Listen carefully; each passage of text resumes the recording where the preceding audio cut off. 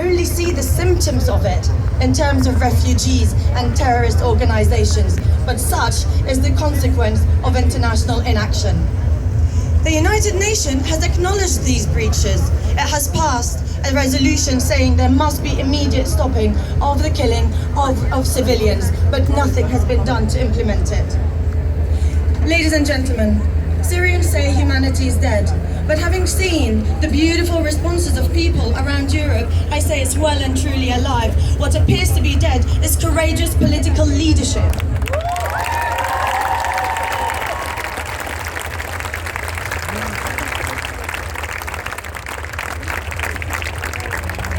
Leadership that stands tall on principles and values rather than cowardly shaking their heads and muttering, it's complicated, completely abdicating their political responsibilities. What we need are brave leaders who will not put the sovereignty of nations ahead of us, the rights of the individual who make up that nation. We want leaders who will deal with the roots of the problem and stop the life-threatening wound that is bleeding dead children onto our shores. We want leaders who will act to immediately implement the United Nations resolution and stop the attack, indiscriminate attack on civilians by force if necessary.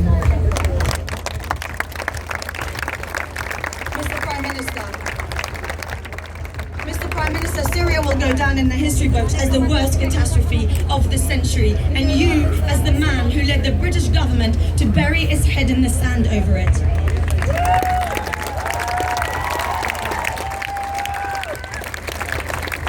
You can change that.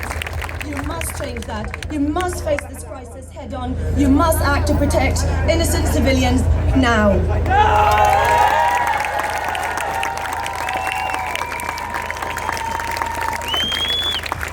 Thank you very much, Dr. Rolla.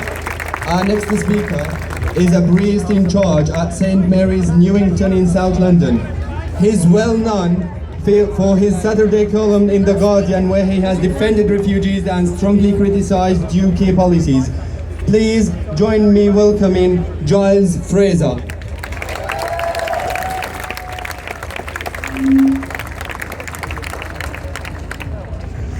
Hands up if there's anybody here, anybody at all, who thinks 20,000 is enough.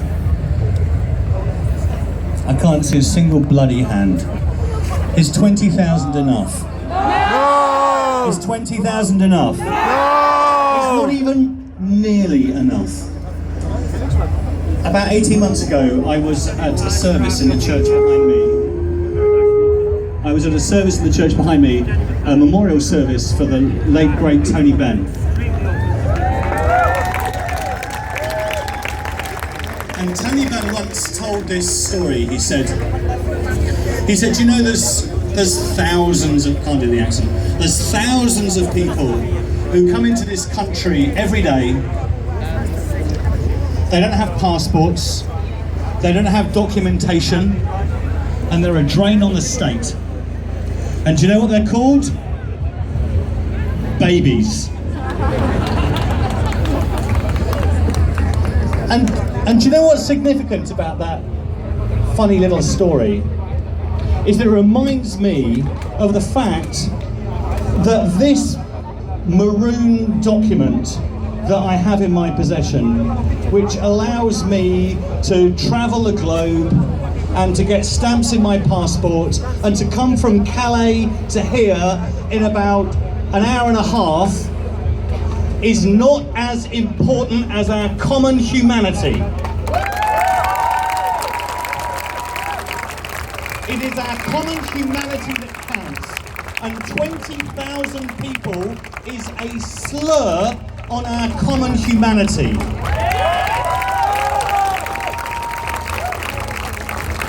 David Cameron, please open your heart. Open your heart to the suffering of people around the world. We need to welcome so many more people than 20,000. Do you know, I'm probably looking at 20,000 now and you feel Parliament Square. 100,000. There is one message that has come from this day, loud and clear, And we've been saying it, and we'll say it again, and we'll say it again. We here welcome refugees.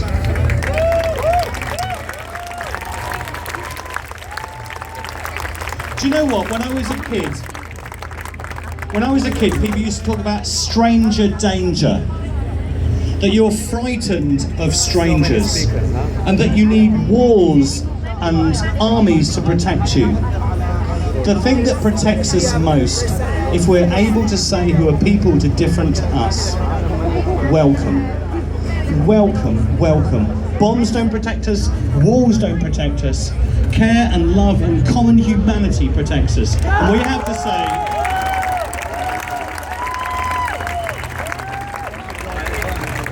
ladies and gentlemen, the message is clear. Refugees, welcome here. Thank you very much, Reverend Giles Fraser. We've had a lot of speakers today. We've got a couple more, just two more, and I really want to thank you for your support. I think it's a great testament to how many people wanted to be involved today. It's really fantastic. Now, our next speaker has been leading us in our resistance against far-right extremism. He has been leading Unite Against Fascism. Over to you, Wayne. When I was told I was going to be the chief steward of this demonstration, we were told to expect a small amount. And we've had thousands of us come out onto the streets. We've sent a message to David Cameron that he doesn't speak for us. I went to Calais, and in Calais, I saw women and children. I saw people living in sand dunes without water, without sanitation, less than 100 miles away from here. And I tell you about those people. They had more humanity in their fingernail than the man in number 10 today. And they had a slogan. They said, we're not dangerous, we're in danger. And I say, open the borders. We should not allow David Cameron to use racism and Islamophobia to divide us. I was educated in a British university, and they told me the Emperor Tiberius used the phrase divide and rule. Get one set of the poor to blame the other set of the poor. And the truth is, there's never any shortage of money to bail out banks. Refugees did not crash our economy. If you give £9 trillion to refugees, there's enough to bankers, there's enough money for all of us. Every life is sacred and should be saved. And I tell you this now, we will save those people's lives. We will not accept a single death in our name. We will fight for all of them. And the reason why we've had this demonstration is to say to David Cameron, they're welcome here and you're not. You're not welcome in our house. It belongs to us. It belongs to black, white, women, gay, straight. And we can win this, provided we understand one thing.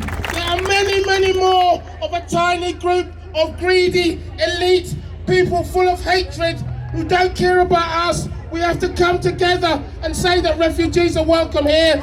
Close Calais and put the people here where they belong.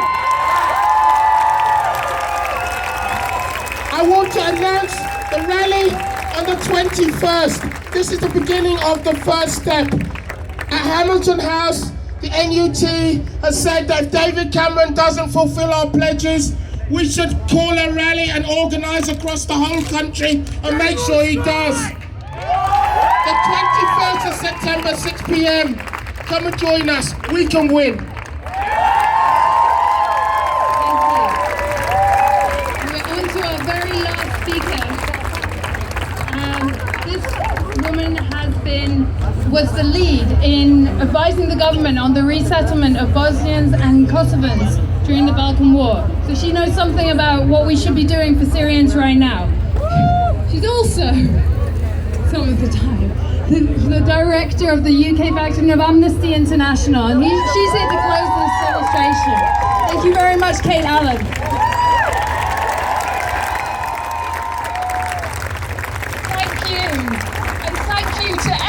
project you've